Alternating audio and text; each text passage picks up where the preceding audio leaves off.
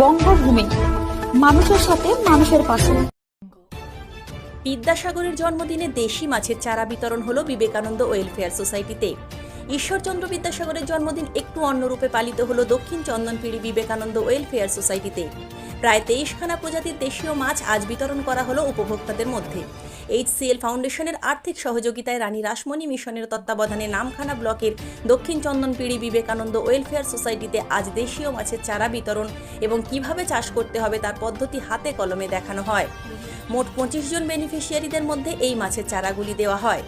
আজকের এই অনুষ্ঠানে লোকমাতা রানী রাসমণি মিশনের পক্ষে উপস্থিত ছিলেন তাপস সামুই মহাশয়, বিবেকানন্দ ওয়েলফেয়ার সোসাইটির পক্ষে সভাপতি প্রবীর পাল, সম্পাদক ডক্টর শান্তনু বেরা, সহসভাপতি অতনু বেরা, কোষাধ্যক্ষ বিদ্যুৎ তিওয়ারি, ক্যাশিয়ার দেবাশিস মাইতি, স্থানীয় প্রকল্প সহায়ক সঞ্জীব পাত্র সহ অন্যান্য সদস্যরা উপস্থিত থেকে এই সমগ্র অনুষ্ঠানটিকে সুন্দরভাবে আয়োজন করেন।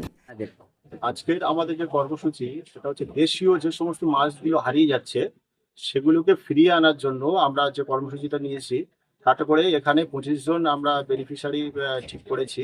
তো তাদেরকে ওই টোটাল 22 রকমের মাছ আমরা দিচ্ছি। টোটাল কোয়ান্টিটি আপনার ওই 500+। তার মধ্যে আছে রুই, কাতলা, মৃগেল, কালবোস, চিংড়ি আছে 3 রকমের, মোচা চিংড়ি, কটকে চিংড়ি এবং ঝেবো চিংড়ি। এছাড়া রয়েছে কই, মাগুর, শিং, ট্যাংরা 2 রকমের, পুঁটি 2 রকমের, ম্যাদস আছে, চেলা মাছ আছে। এই রকম সমস্ত দেশীয় মাছগুলো আছে যেগুলো আমরা আস্তে আস্তে হারিয়ে ফেলছি। দেশীয় মাছ চাষ করার ভাবনা বলতে এটা খরচ কম এবং টেকসই। সাধারণভাবে এগুলো বড় হয়ে যায়, এদেরকে খাবার দেওয়ার প্রয়োজন হয় না।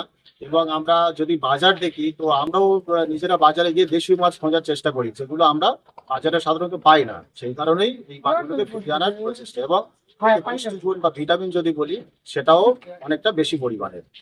আপনার